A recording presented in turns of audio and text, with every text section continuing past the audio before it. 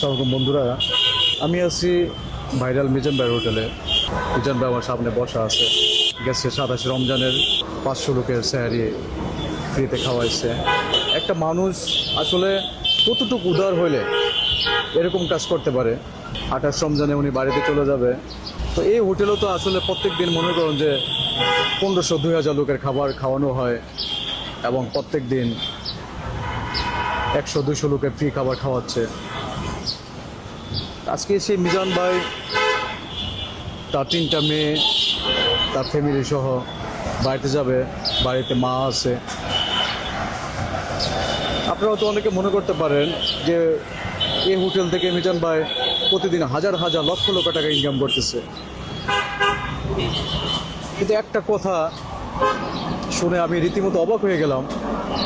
আসলে নিজেকে মানাতে পারতেছি না। 3টা বাচ্চা, মা, ওনার ওয়াইফ, তাদের ঈদ মার্কেট করার মতন আসলে ওনার তেমন কোনো সামর্থ্য নাই। এই কথাটা অনেকে বিশ্বাস হবে না, এটাই বাস্তব। উনি হোটেল বিজনেস করে 5-10 হাজার টাকা যা ইনকাম করে, পুরো টাকাটাই বলতে গেলে অসহায় মানুষদেরকে ফ্রি খাবার দিয়ে টাকাটা খরচ করে ফেলে। কিন্তু আপনারা দূর থেকে অনেক ধরনের বাজে কমেন্ট করেন, অনেক ধরনের নেগেটিভ কথা বলেন। আপনারা যদি একবার এসে যদি দেখে যেতেন এখানে সে কিভাবে এমন একজন মানুষ আজকে প্রায় একটা বছর ধরে প্রতিদিন তার হোটেলে 150-200 লোক ওনার নিজের পকেট থেকে ফ্রি খাওয়াচ্ছে। উনি বাড়িতে যাবে। এই ঈদে কে না আনন্দ করতে চায়? ওনার বাড়িতে মা আছে, যে মা ঢাকা শহরে এসে গার্মেন্টসে চাকরি করে এই মিজান ভাই এবং তার পরিবার, তার ছোট ভাই ছিল, সবাইকে কোলোপিঠে মানুষ করছে অনেক পরিশ্রম করে। মিজান ভাই কারণ বাজারে কাঁচামাল টুকাইছে, সে রিক্সা চালাইছিল, আর অনেক ধরনের কাজ করছে জীবিকার তাগিদে। যে সময় যে কর্মটা উনি পাইছেন ওটাই করছেন। আসলে একটা মানুষের জীবন কোথা থেকে শুরু হয়, কোথায় যে শেষ হয়, একমাত্র আল্লাহ তাআলাই জানেন। তো ওনার কষ্টের কথা বলতে গেলে আসলে অনেকখানি সময় চলে যাবে। সবশেষে মিজান ভাইয়ের কাছ থেকে 2টা কথা জিজ্ঞাসা করতেছি। মিজান ভাই, আপনার মন খারাপ? এটি কোনো কষ্ট না ভাই, যে কষ্ট করছি জীবনে অন্ত মনে করেন সোনাস্তামি সেই মোহ দিয়ে আছি। আলহামদুলিল্লাহ আমি মনে করি এটি কোনো কষ্ট যেসব করছি সেসব মাইসে দেখছো আল্লাহ, অনেক কষ্ট হয় না।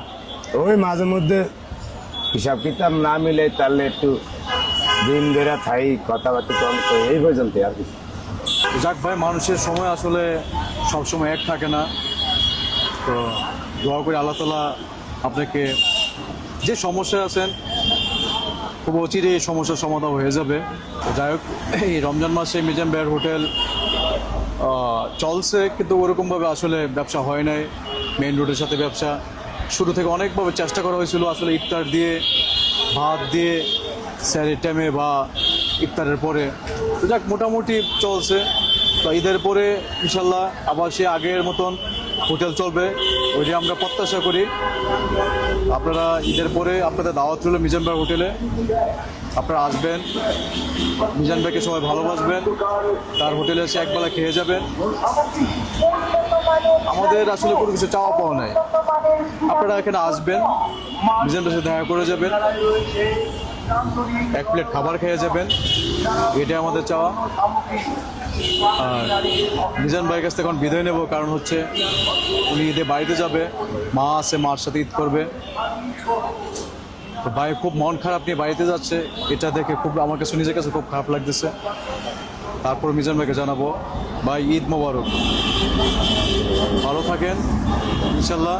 আপনার বিপদে আপদে সময় অসময়ে আপনার পাশে আছি ইনশাল্লাহ। শুরু থেকে আসি, ছেড়ে যাব না। আমি তো ভাই কই সমস্যা হইলে আপনার তো দেয় নিজের দূর আর সহায়তা করেনি আলহামদুলিল্লাহ।